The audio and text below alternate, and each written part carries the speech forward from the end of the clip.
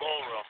And I want to tell you, it was wild. It was amazing. It was great. And down the street from the Bernie Sanders campaign headquarters, you got 25,000 people coming out to see. And we had some protesters, not many, right across the street, and we had a few that snuck into the hall, and it wasn't a big deal.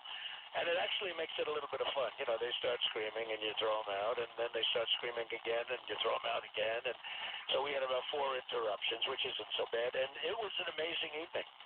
I had somebody tell me, I've shared this on the air many times, but the Trump factor that the pundits never get is your likability factor. Last night you're joking about, hey, throw the protesters out in the street and don't give them their coats back because it's cold out. And everybody laughs at that, but of course the media dutifully, they wring their hands and they say, oh, Donald Trump wants protesters to be cold and freezing. That's right. That's what people just aren't understanding this. Let's get right to something that I think is the most important issue of the week, of the month. You said some time ago, let's look at the refugees that are coming into this country. Right. We've got to put the brakes on this. We don't know if they want to do us harm. And along comes an arrest of 2 Iraqi refugees living in Sacramento and Houston. This is precisely what you were worried about, and I keep looking in the media today for stories about how this is what Trump was concerned about. I don't see any stories that are connected to those dots. No, they don't even cover it. If they hear that it's refugees, that it's Iraqi or Syrian, they don't even want to write about it. They don't want to write about it. It is so incredible. I don't understand why. I just don't get it.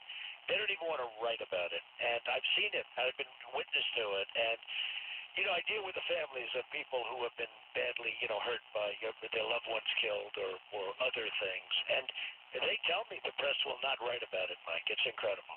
If it's by one of the refugees. And they were forced to write about these arrests. But it seems to me, and I heard this from caller after caller, listener after listener, when Donald Trump says we've got to put the brakes on refugees coming into this country, we've got to scrutinize what we're doing until we can figure out what's going on, and then along come 2 refugees living in our country.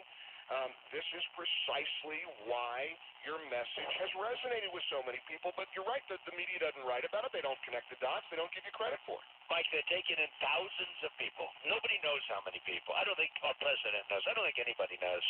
We don't know what we're doing. This country doesn't know what we're doing. These are people that nobody knows where they come from. Supposedly the migration, right? But you look at these migration people, and did you ever notice they're like mostly men, and they look strong, and you almost say, why aren't they fighting? And maybe they are fighting. Maybe they're fighting us. And it looks like a Trojan horse. Now, I don't know if it is or not, but